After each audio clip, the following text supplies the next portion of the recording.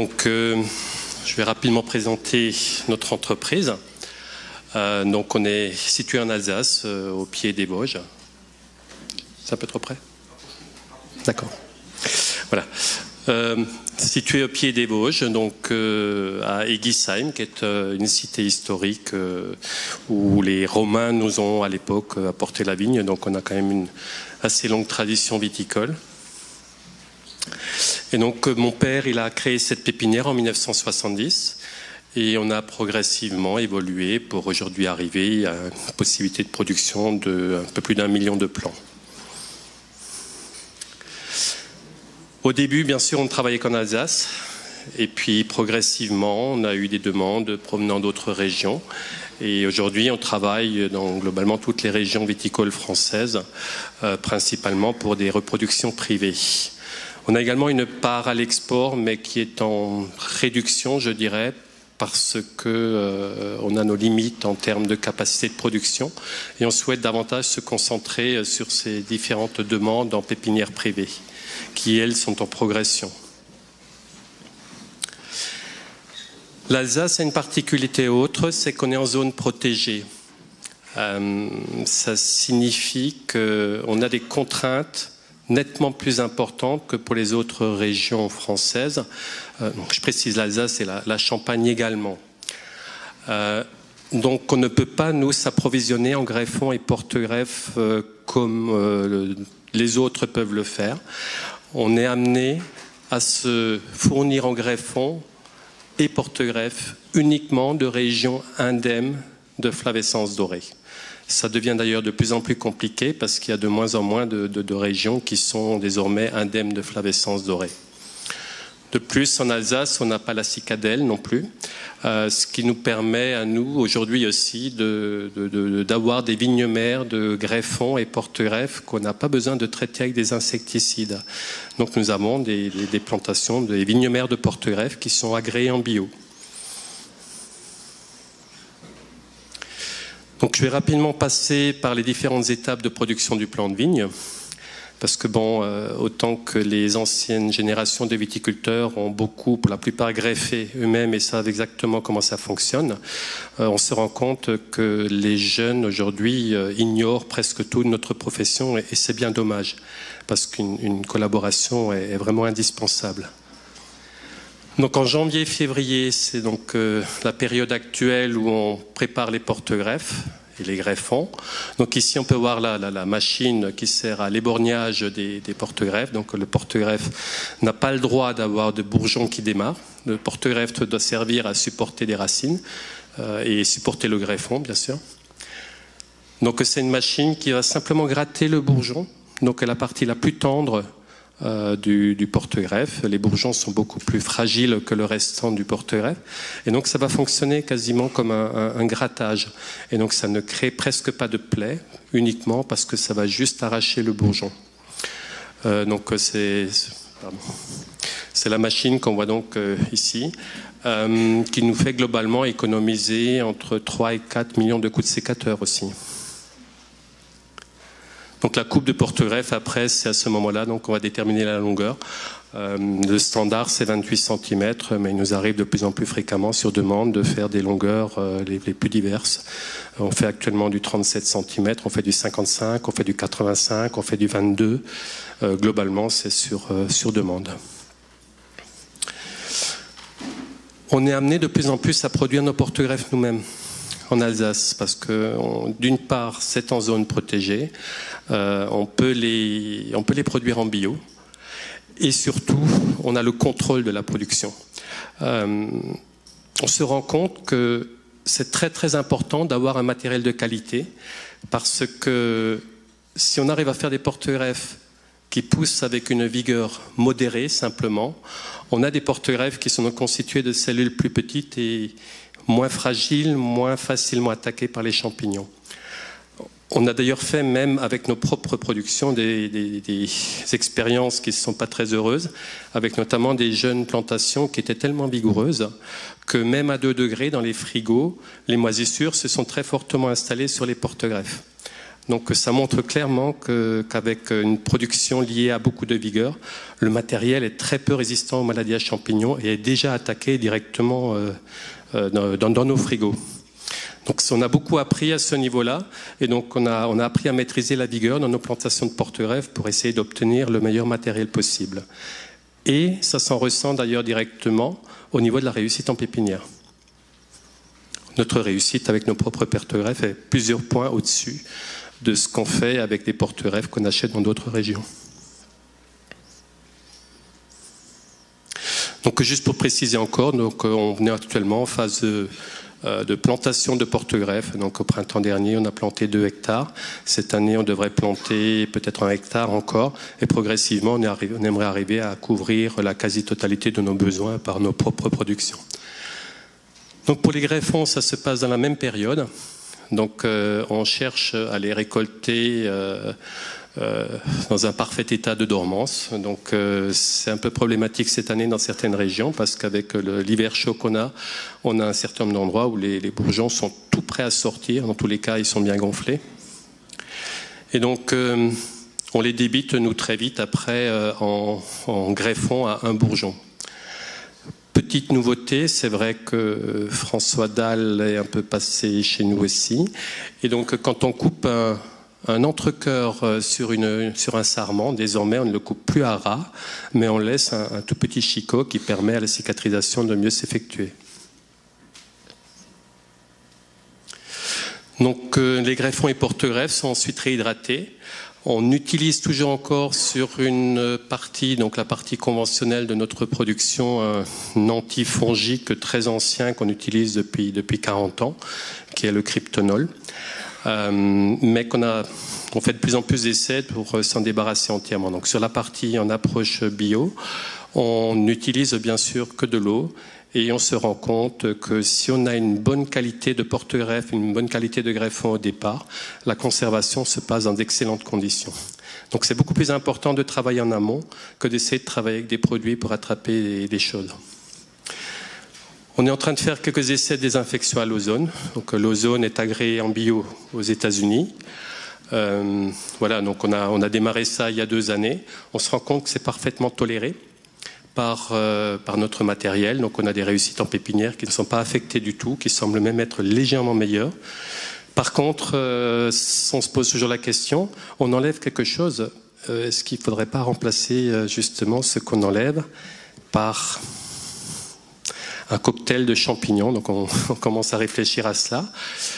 C'est vrai qu'on a fait des travaux avec des trichodermas. C'est, je pense, globalement positif d'utiliser trichoderma, mais malgré tout, j'ai du mal à m'imaginer comment un seul champignon qu'on inocule va pouvoir se battre contre 150 champignons en moyenne qu'on trouve habituellement sur un pied de vigne. Je pense que le combat est clairement inégal. S'il existait effectivement un cocktail d'une vingtaine ou trentaine de trichodermas différents, je pense qu'on partirait directement là-dessus. Mais au vu du coût d'une AMM pour une seule souche de trichoderma, on n'est pas prêt d'avoir ce genre de choses sur le marché. Donc une idée aussi qu'on a eue, est-ce qu'on ne devrait pas démarrer des essais en utilisant des souches, des pieds de vigne âgés, bien vivants, mais qui ont été arrachés dans une parcelle qui simplement est renouvelée, et peut-être de mettre en culture un broyat issu de ces pieds pour essayer de récupérer un cocktail de champignons de pieds qui ont fait leur preuve de longévité. On peut s'imaginer que si un pied arrive à l'âge de 80 ans ou plus, c'est que globalement les cocktails de champignons qu'il compose sont favorables à sa longévité. Alors, pourquoi pas? C'est des essais qui nous trottent dans la tête. Peut-être qu'on va arriver à en concrétiser un début dès cette année. Donc le greffage est l'étape suivante. Donc là, il y a un atelier de greffage. Avec donc ici les 3 formes de greffe qu'on propose. Donc on a l'oméga qui représente toujours la majorité de nos greffages, mais c'est en diminution régulière depuis pas mal d'années, remplacé par la greffe anglaise. Et donc aujourd'hui, on est environ 1/4 de greffe anglaise pour 3/4 de greffe oméga. Et donc à côté, vous avez la greffe F2, c'est cette greffe qu'on a imaginée chez nous. Et je vais peut-être vous donner quelques détails pourquoi ce choix, pourquoi on a cherché à éventuellement à mettre au point une nouvelle forme de greffe. Si on regarde la greffe oméga, ici au niveau de l'oméga, la soudure est en général excellente. Par contre, sur les côtés là, à ce niveau-là, les soudures en général sont défectueuses et ont des défauts. Et donc on se rend compte qu'il y a des zones qui sont favorisées. Par ailleurs, la greffe oméga, c'est une forme de greffe où à un moment donné, on se retrouve avec une lame, la forme de l'oméga, qui se retrouve entre les deux parties, ce qui fait qu'on a un petit jeu entre greffon et porte-greffe et le contact n'est pas ferme. Par ailleurs, c'est une coupe qui se fait perpendiculairement aux fibres du bois, aux vaisseaux du bois, et donc il y a un petit écrasement et un petit peu d'arrachement également. Par contre, l'avantage de la greffe oméga, c'est qu'on a des machines à greffer qui sont particulièrement bien faites, qui permettent à quasi n'importe quel débutant de très facilement et très rapidement faire des greffes. Donc on a des greffeurs qui tournent à 1300 à l'heure pendant toute la journée et donc qui permettent de très facilement réaliser nos greffages. L'ancienne greffe anglaise, elle va présenter un certain nombre d'avantages par rapport à la greffe oméga. Donc des coupes de billets, une surface de contact plus importante et un contact plus ferme par le fait que le fait de glisser la languette sous l'autre languette va créer une pression plus importante entre les deux parties. Par contre, là aussi, on va avoir une zone qui va se cicatriser plus facilement et donc là, la soudure se fera mieux au niveau des deux languettes et plus difficilement ici ou là. D'ailleurs, là, on voit presque que ça baille très légèrement. C'est souvent d'ailleurs là qu'il y a le plus de défauts au niveau des soudures des greffes anglaises.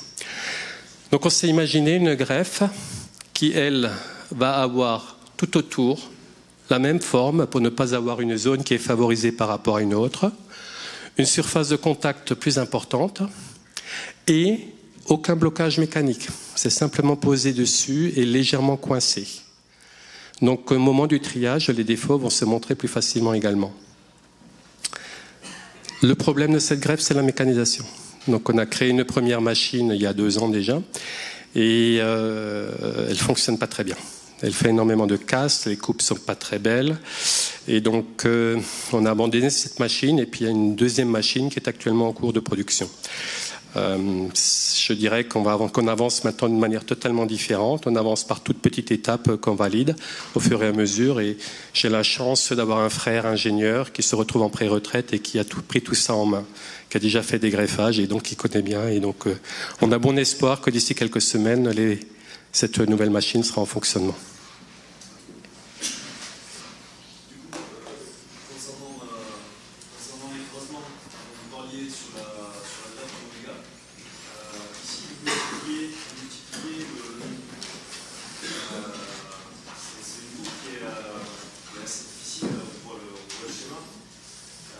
Oui, c'est vrai. C'est des coupes par contre qui sont toutes faites de billets, avec des lames bien tranchantes, et puis ce n'est à peu près jamais en perpendiculaire avec les vaisseaux du bois.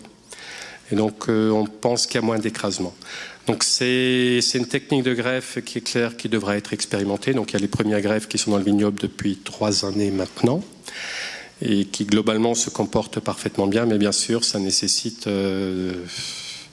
un travail sur le long terme pour vérifier si cette forme de greffe va apporter un réel plus. Nous, on y croit très fort, donc on avance. Ça sera à vous de juger au fur et à mesure des utilisations. Donc les greffes sont ensuite paraffinées et mises en caisse. Donc ici, on voit encore une cire bien rouge, qui est une cire fortement hormonée qu'on utilisait encore jusqu'à il y a une quinzaine d'années, dizaine d'années de cela. Et aujourd'hui, donc, sur la partie des greffes conventionnelles, on utilise une dilution environ aux 3/4. Donc on réduit progressivement tout ce qui est utilisation d'une quelconque hormone de croissance qui est censée favoriser donc la réalisation de la soudure. Sur la partie en approche bio, bien sûr, ce sont les cires les plus neutres possibles qu'on utilise. On a quand même encore l'impression que sur les plans d'approche bio, la soudure se réalise un peu moins facilement. Mais bon, on pense que d'ici 1 an ou 2, sur la totalité de notre pépinière, on aura totalement supprimé tout ce qui est hormones qui favorisent le local. Donc les plants, une fois greffés, sont d'abord placés au frigo jusqu'à ce qu'arrive la période du forçage. Et donc, le forçage démarre vers la mi-avril et puis dure quasiment jusqu'à fin mai, par chauffe successive. On a 7 chauffes qui se suivent dans 3 salles différentes. Donc le cal, il va se former en 9 à 16 jours. C'est très variable en fonction du cépage, en fonction du porte-greffe. Et donc pour le moment, on tourne à une température de 28 degrés, mais on envisage de plus en plus de faire des essais à des températures un peu moins élevées pour que là aussi, on ait le tissu de cicatrisation qui soit formé de cellules plus petites. Les chambres chaudes exigent beaucoup de rigueur en termes de contrôle d'hygrométrie et puis d'aération. Donc on n'utilise aucun produit pour limiter, pour éviter le développement des champignons ou des moisissures. On travaille uniquement en gérant convenablement l'aération. Passé donc par la chambre chaude, les caisses sont sorties, sont acclimatées et sont reparaffinées pour être préparées, pour être mises en pépinière. Donc là, c'est un paraffinage classique qui est simplement destiné à protéger le plan du dessèchement. À l'époque de mon père, tout au début, on n'utilisait pas de paraffine, mais c'était simplement buté pour protéger du dessèchement. Et donc c'était débuté début juillet, une fois que la plante avait fait ses racines, et puis avait déjà une circulation de CF suffisante.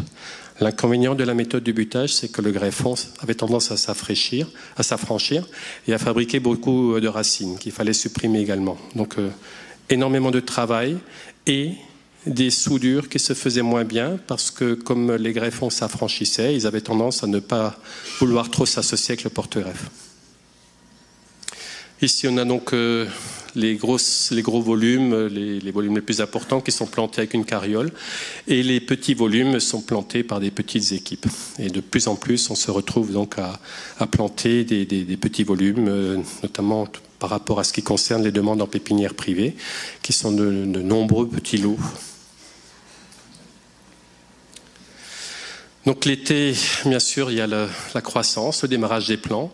C'est vrai que c'est une période très fragile, très sensible, parce que si on se retrouve avec un mois de mai ou début juin, avec un temps froid et avec du vent asséchant, on a directement la réussite en pépinière qui va chuter de pas mal de points, parce que les plants n'auront pas le temps de s'enraciner et puis auront été déshydratés par le vent. Donc ce qui nous convient le mieux, bien sûr, c'est une météo assez chaude et humide. Donc durant l'été, on est amené à travailler le sol pour éliminer les mauvaises herbes. Donc on a, depuis quelques années maintenant, totalement éliminé tous les désherbants en pépinière. On a même remis un vieux motoculteur en route pour pouvoir travailler entre les rangées de hautes tiges. Mais désormais, il n'y a plus le moindre gramme de désherbants dans nos pépinières.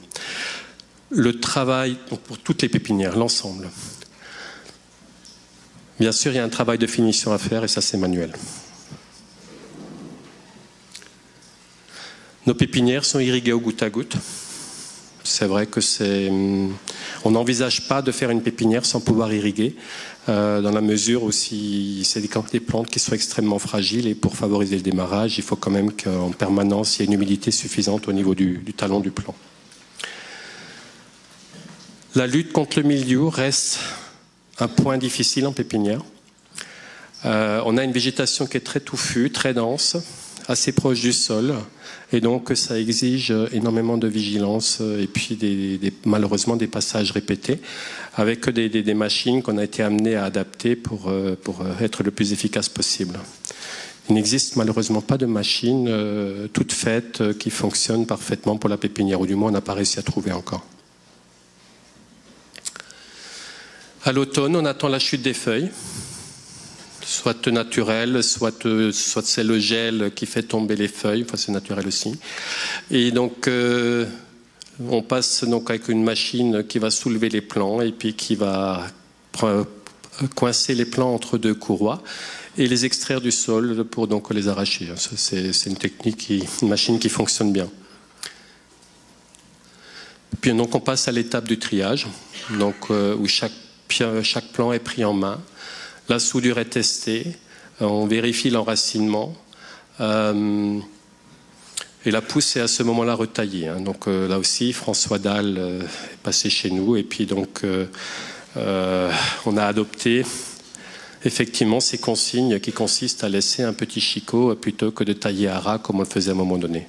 C'est vrai que c'est un petit peu exagéré cette coupe, mais ça arrivait de temps à autre que la deuxième coupe était vraiment coupée totalement à ras. Et c'est clairement un problème. Donc aujourd'hui, c'est taillé comme on peut le voir ici sur la photo, enfin sur la partie de droite.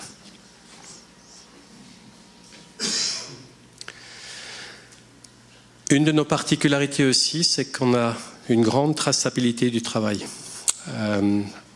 Pour tous les travaux, que ce soit coupe des porte-greffes, coupe des greffons, le greffage et surtout donc le triage, on enregistre systématiquement qui fait quoi, avec sur tous les lots des étiquettes où est clairement mentionné qui a fait le travail.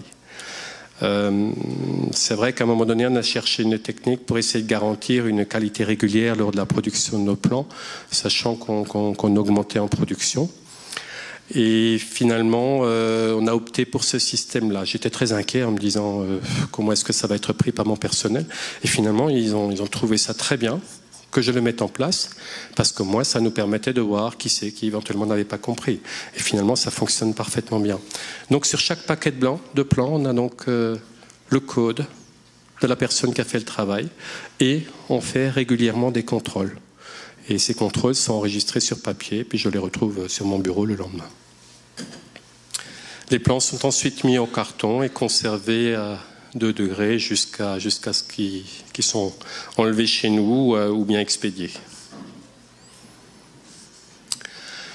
On emploie exclusivement une main-d'œuvre locale, qualifiée, puis donc formée chez nous.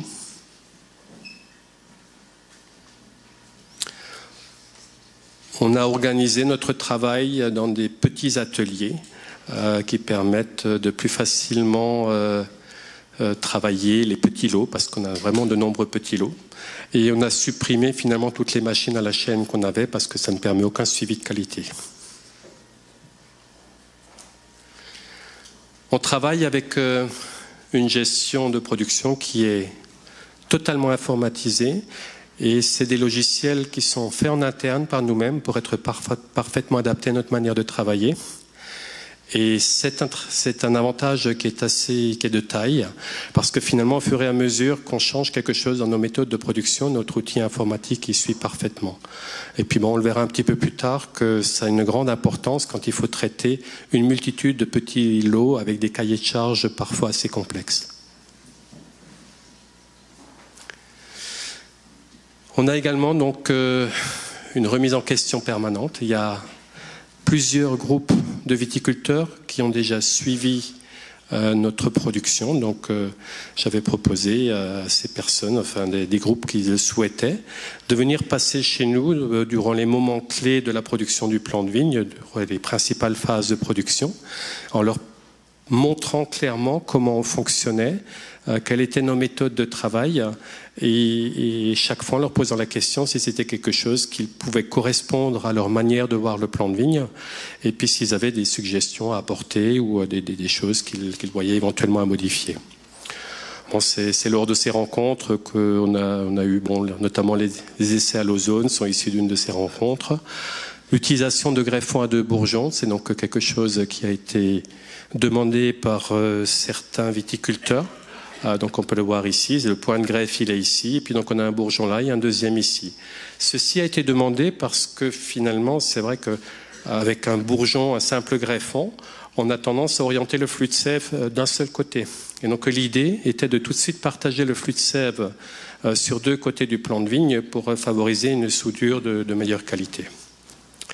Malheureusement, on s'est retrouvé avec de grosses difficultés de production, avec des réussites qui sont tombées extrêmement basses. Et ceci, on l'a fait une première année. On s'est dit, bon, on manque de technique, on ne sait pas exactement comment fonctionner.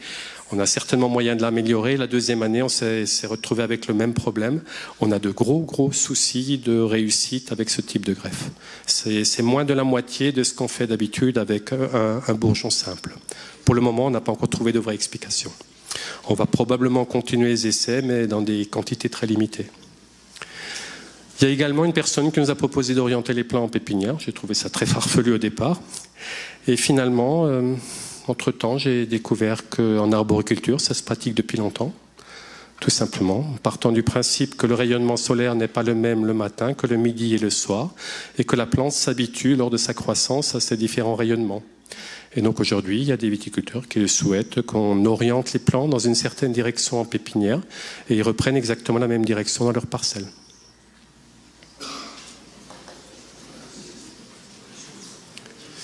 Bon, bien sûr, le conseil, c'est quelque chose qui est courant.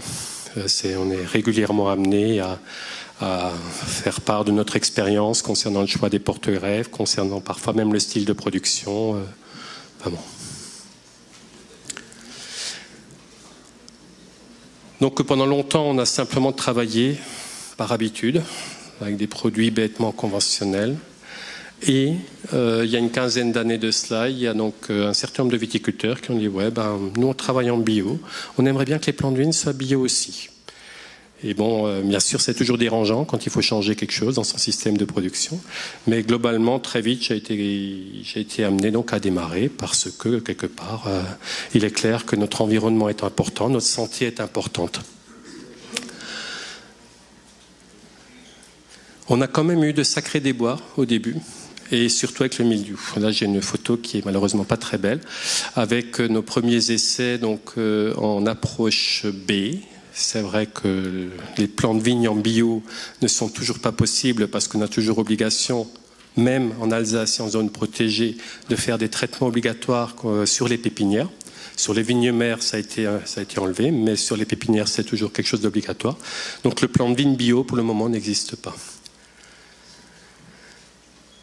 Les problèmes de milieu venaient principalement d'un équipement mal adapté, parce que quand on utilise des produits systémiques, même avec un mauvais pulvé, on arrive à faire un travail tout à fait convenable. Et donc on a été amené à revoir complètement nos équipements.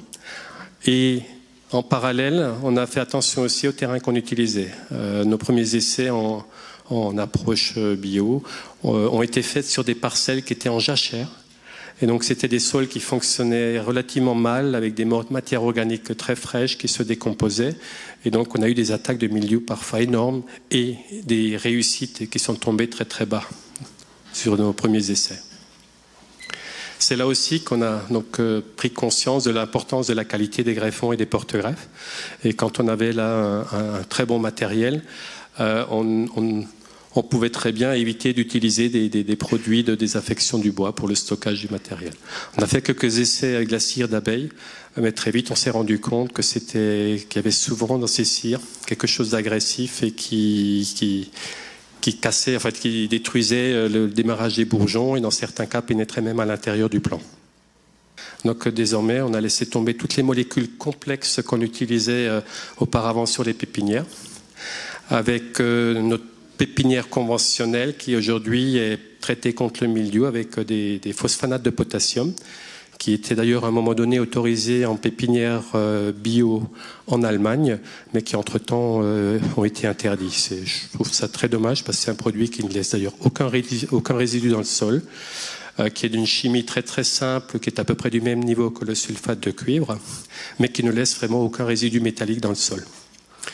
Donc l'ensemble de nos plants sont aujourd'hui traités, enfin l'ensemble de la partie conventionnelle de notre pépinière est aujourd'hui traité avec les phosphanates de potassium plus un peu de sulfate de cuivre pour ajouter un produit de contact, alors que les pépinières en approche bio, elles, sont uniquement bien sûr traitées avec des sulfates de cuivre. Les phosphonates, on les retrouve dans les vins. C'est vrai. C'est vrai que donc c'était la raison pour laquelle ils ont été supprimés. Sachant que du plant de vigne jusqu'au vin, il se passait beaucoup d'années. Et que oui, c'est vrai que c'est des résidus qu'on peut retrouver derrière, bien que non toxiques, d'après ce qu'on m'a dit. Mais bon, peut-être à voir. Dans tous les cas, je pense que c'est préférable d'utiliser un phosphanate de potassium plutôt que d'utiliser un produit systémique issu d'une chimie complexe. C'est pour ça que pour le moment, on a fait ce choix sur notre pépinière conventionnelle. Bien sûr, tout ce qui est en approche bio, c'est du cuivre uniquement. Ça ne fait que 5 ans qu'on a démarré avec l'utilisation de préparats en biodynamie. Et c'est vrai que par manque de compréhension, par manque de connaissances, c'est quelque chose que je trouvais trop bizarre. Et c'est les nombreux contacts avec des viticulteurs qui m'ont quand même convaincu. J'ai été fasciné de voir la qualité des sols qu'ils avaient, la structure grumeleuse de leurs vignes. J'étais fasciné par leur vin, la profondeur, la richesse, l'équilibre des vins qui sont issus de la biodynamie. Et donc, il y a quelques années, il y a 5 ans maintenant, on a démarré avec des préparats. On a été épatés dès les premiers essais. Donc on avait effectué un pralinage avec de la 500 préparée. Et donc ces plants ont été mis en pépinière et on a été surpris avec quelle régularité les plants ils ont démarré. Par contre, comme on était de vrais débutants, on a beaucoup trop tardé pour utiliser la silice. Et comme ces plants sont partis avec une vigueur soutenue par cette 500, on a eu de fortes attaques de mildiou. Et donc, on a été pris un peu de court. Et c'est seulement à un moment donné qu'on a décidé, voilà, on pense que c'est le moment, il faut attaquer, il faut mettre une silice. Et c'est là qu'on a réussi à rééquilibrer. On avait une pépinière conventionnelle à 5 mètres à côté seulement. Et dans cette pépinière conventionnelle, avec des produits beaucoup plus efficaces, on a eu des attaques de mildiou, alors que la silice nous a bloqué le mildiou pendant presque 3 semaines sur donc, la partie en approche bio. Ça nous a vraiment bluffé et tout de suite convaincu qu'il y avait un vrai travail à faire au niveau de la biodynamie.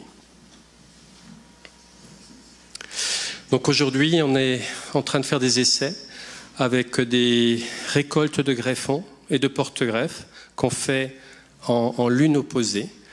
C'est vrai que des personnes qui nous fournissent leurs greffons pour les pépinières privées nous demandent souvent, mais est-ce qu'il faut faire ça en lune croissante? Est-ce qu'il faut le faire récolter en lune décroissante? Je n'en sais rien. Finalement, jusqu'à présent, je n'en sais rien. Est-ce qu'il vaudrait mieux que finalement les greffons soient gonflés de sève, soient récoltés en lune montante pour qu'il y ait un maximum d'énergie dans ces greffons? Au contraire, est-ce qu'il vaut mieux qu'ils soient en parfaite dormance pour que peut-être le matériel se conserve mieux? Donc on a décidé de faire un certain nombre d'essais. Et donc sur nos différentes parcelles de porte-greffes, on a récolté un rang sur 2 à une lune. Et donc à lune opposée, on a récolté donc l'autre partie.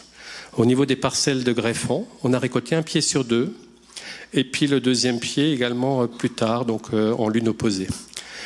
On va faire des essais de greffage, donc en combinant un porte-greffe en lune descendante avec un greffon en lune montante. Enfin, on va essayer les différentes combinaisons, parce qu'on peut se poser la question, est-ce qu'il vaut mieux utiliser un porte-greffe qui a été récolté en lune descendante, vu que finalement il doit faire des racines, et le greffon en lune montante? On va essayer tout ça. On va essayer tout ça sur de multiples combinaisons, sur de multiples essais et sur plusieurs années. Après, bien sûr, jusqu'à présent, on a utilisé les préparats de base, 500 préparés, plus silice. Mais de plus en plus, on se rend compte qu'il y a vraiment beaucoup d'autres choses à utiliser en biodynamie. Et donc là, on a tout un programme d'essais en prévision, en projet. Et bien sûr, en tenant de plus en plus compte des calendriers.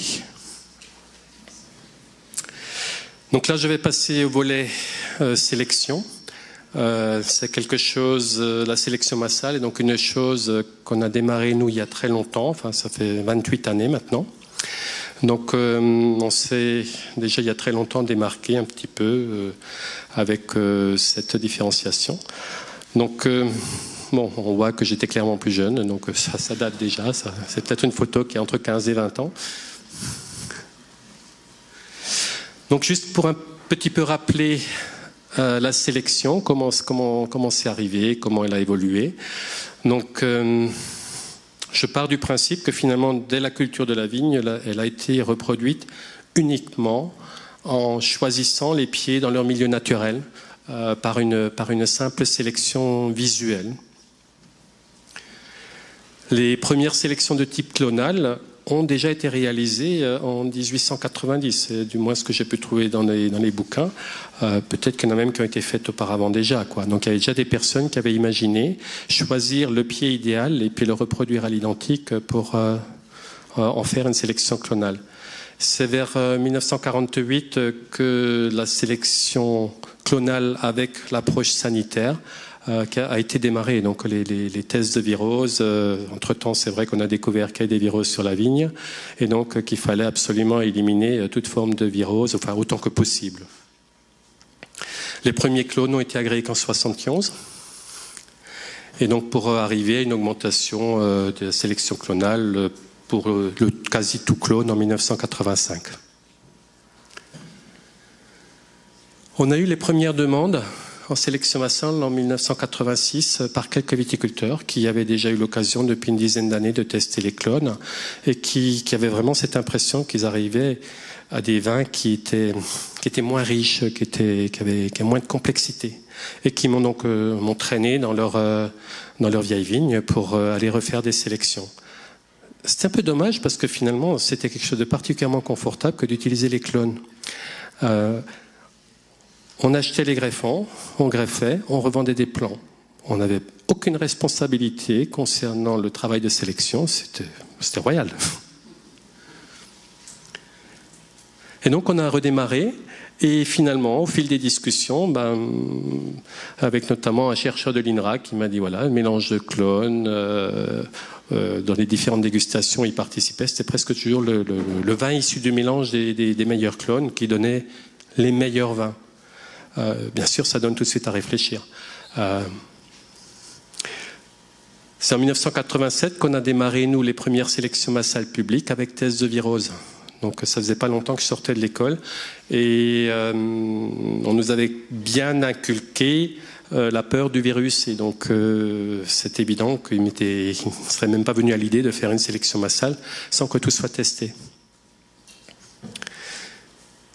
En 1993, il y a eu un article de presse de l'INRA de Colmar qui était intitulé « Guéri de l'enrôlement par thermothérapie ». Il fallait arriver à lire entre les lignes pour voir que là, ce chercheur décrivait clairement une situation d'un potentiel nouveau clone de Gewürztraminer qui était particulièrement intéressant sur le plan de la qualité, mais après test de virose, il s'est avéré qu'il était porteur d'un virus de l'enrôlement. Ce clone a été passé en thermothérapie, a été soigneusement nettoyé de cet enrôlement, plus probablement d'autres virus. Et après de nouveaux tests de comportement, ce clone-là s'est avéré totalement inintéressant. Il est devenu extrêmement productif et le niveau qualitatif avait totalement chuté. C'était devenu un clone totalement inintéressant, alors que juste auparavant, avant de faire ce travail, c'était un clone potentiellement le meilleur qu'on pouvait avoir. Donc bien sûr, là aussi, on arrive à se poser des questions, on arrive à se dire, voilà, qu'est-ce qui se passe, effectivement. Dans ce cas précis, c'est la seule étude scientifique, la seule publication scientifique qui existe à ce jour, que j'ai vue à ce jour, qui montrait noir sur blanc que des viroses pouvaient être favorables à la qualité. Donc après discussion avec des viticulteurs, on a démarré des sélections qui n'étaient plus que visuelles.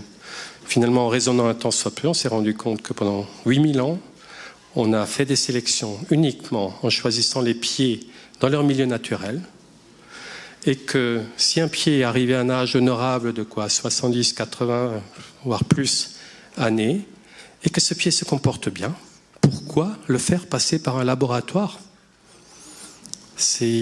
Voilà.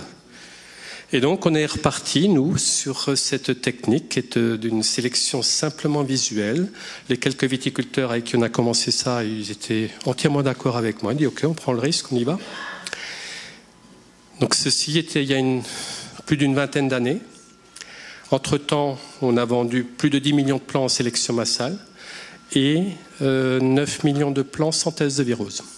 Plus que 9 millions de plants sans test de virose, issus uniquement de sélection visuelle. On n'a pas eu un seul retour de personne qui s'est plaint de plants touchés, porteurs de maladies à virus. Ceci sur des centaines de clients, des milliers de parcelles plantées sur une durée de 25 années et sur un volume de plantes qui n'est pas négligeable.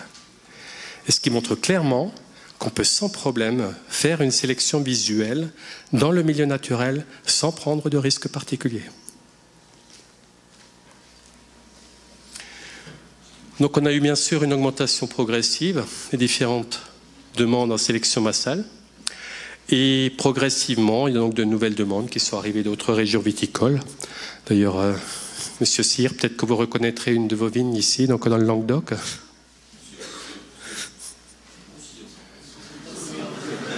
Pardon ? Roussillon. Donc je vais peut-être rapidement quand même vous présenter les différentes orientations qu'on peut donner aux sélections. Donc on a d'un côté la sauvegarde de la diversité qui peuvent être pratiquées quand on souhaite simplement sauvegarder au sens large la diversité d'une parcelle. Donc à ce moment-là, on va choisir tous les pieds qui sont en bonne santé. On va éviter les pieds qui sont fatigués ou les pieds qui éventuellement montrent clairement qu'ils ont des défauts marqués. Et de cette manière-là, on arrive à sauvegarder un maximum de diversité. Et ceci peut être très important si on souhaite tout simplement reproduire à peu près à l'identique une vieille vigne. Il y en a même qui vont jusqu'à ne prélever que 2-3 bourgeons par pied pour essayer de reproduire au maximum la diversité d'une vieille vigne. Souvent, les jeunes vignes issues de ces sélections peuvent après servir d'excellents départs pour faire une sélection beaucoup plus ciblée. En fait, quand on va dans une vieille vigne de 70-80 ans, on a régulièrement des pieds qui sont un peu plus fatigués, qui ont de magnifiques, jolies petites grappes telles qu'on aimerait les avoir pour faire du haut de gamme. Mais ces mêmes pieds, une fois rajeunis et qui se retrouvent avec plus de vigueur, ont parfois des grappes qui font le double ou le triple. Donc, une fois qu'on est un peu entraîné à la sélection, on peut aussi assez aisément éviter ce problème en tenant compte de la vigueur du pied. Si sur un pied de 80 ans, on a une jolie vigueur, on a toutes les chances que dans la jeune vigne, on retrouve globalement la même taille des raisins à vigueur équivalente. Mais, donc, si on souhaite faire après une sélection plus ciblée, c'est beaucoup plus précis de le faire sur une jeune vigne issue, par exemple, d'une sélection de sauvegarde de la diversité. Donc, une belle vieille vigne, on sélectionne au sens large, on crée une jeune vigne, et une fois que cette jeune vigne est en production, on peut là-dedans alors faire une sélection ciblée et précise. Et globalement, on est à peu près certain, comme c'est une jeune vigne, qu'on retrouve les caractères des raisins qu'on a sélectionnés sur la vigne suivante. Donc, je vais peut-être rapidement encore vous présenter le déroulement d'une reproduction en sélection privée, telle qu'on a l'habitude de le réaliser. Donc la sélection est réalisée par le viticulteur et éventuellement avec notre aide. C'est vrai qu'on insiste beaucoup là-dessus, qu'on pense que vous êtes plus à même de sélectionner que nous, les pépiniéristes. D'une part, vous connaissez mieux vos parcelles, vous connaissez mieux vos besoins et surtout, si moi je viens sélectionner, il est évident que je vais sélectionner avec mes yeux à moi et orienter la sélection d'une certaine manière, qui n'est pas forcément la vôtre. C'est pas très difficile de sélectionner. C'est pour ça qu'on encourage, nous, de plus en plus à ce que chacun fasse ses sélections. Par contre, on est là pour éventuellement aider à éviter les gros pièges. Voilà, je vous en ai le plus gros piège, je vous l'ai donné à l'instant. Si vous sélectionnez un vieux pied avec des grappes magnifiques qui ont juste la jolie taille, la petite taille que vous recherchez, et qu'il n'y a pas de vigueur sur ce pied, une fois multiplié et rajeuni et qui a une vigueur normale, vous aurez des grappes qui peuvent faire beaucoup plus. C'est le plus gros piège à éviter. Les maladies à virus, en règle générale, vous en connaissez les symptômes aussi. Donc vous saurez également éviter les gros pièges, vous saurez éviter les secteurs les plus malades, les secteurs qui posent vraiment des problèmes. Bien que, là aussi, on a entamé un travail avec un certain nombre de personnes qui souhaitaient faire des sélections, mais dans des parcelles fortement touchées par des maladies à virus. Et là aussi, il peut y avoir un caractère intéressant parce qu'on se rend compte, dans une parcelle fortement touchée par les virus, on a des pieds qui se portent mieux que d'autres. Et en sélectionnant ces pieds-là, il y a des essais qui sont en cours, qui attendent d'être validés. Tout laisse à penser que ces pieds-là, ils auraient une forme de prémunition apportant éventuellement des viroses faiblement virulentes, mais qui empêchent aux viroses virulentes de s'installer. Il y a des travaux d'ailleurs scientifiques faits par les instituts de recherche qui sont en cours actuellement et qui ont clairement montré qu'il y a une certaine efficacité liée donc à l'inoculation de viroses faiblement virulentes sur des pieds de vigne. Par contre, pour donner une petite précision, ces essais ont aussi montré que ces pieds inoculés donnaient des résultats parfois très intéressants dans certaines parcelles et des résultats qui marchaient, qui étaient beaucoup moins bons dans d'autres parcelles. Peut-être simplement parce qu'il y avait la présence d'autres viroses. Ce qui laisse à penser que ces sélections ciblées où on peut rechercher les souches faiblement virulentes doivent être destinées à faire des plants qui sont remis dans la même parcelle ou au moins dans le même environnement. Donc, la sélection une fois réalisée, donc les greffons doivent être réalisés durant le repos végétatif et donc protégés du dessèchement, expédiés au plus vite. Tout ce qui est sélection privée, tout ce qui est greffage issu de greffons qui ne proviennent pas de vignes mères agréées, tous ces greffons-là doivent obligatoirement être traités à l'eau chaude. Donc une fois que ces greffons sont réceptionnés, traités à l'eau chaude, on a une discussion concernant les porte-greffes et puis les différentes options. Il y a des options du style, voilà, donc le type de greffe, la greffe anglaise, la greffe éventuellement F2, la greffe Oméga, la longueur du plant, sur l'orientation pépinière, une approche bio, parfois même des demandes un peu spécifiques concernant l'utilisation de certains préparats. Et donc, nous, on rentre tout ça dans notre logiciel informatique. On rajoute là-dedans le pourcentage estimé de réussite qu'on veut avoir, la quantité que le client souhaite obtenir l'année suivante. Et au moment où on valide, notre système informatique est fait de telle sorte que dans les ateliers, ils savent parfaitement ce qu'ils ont à faire sans qu'il n'y ait plus aucune intervention de ma part.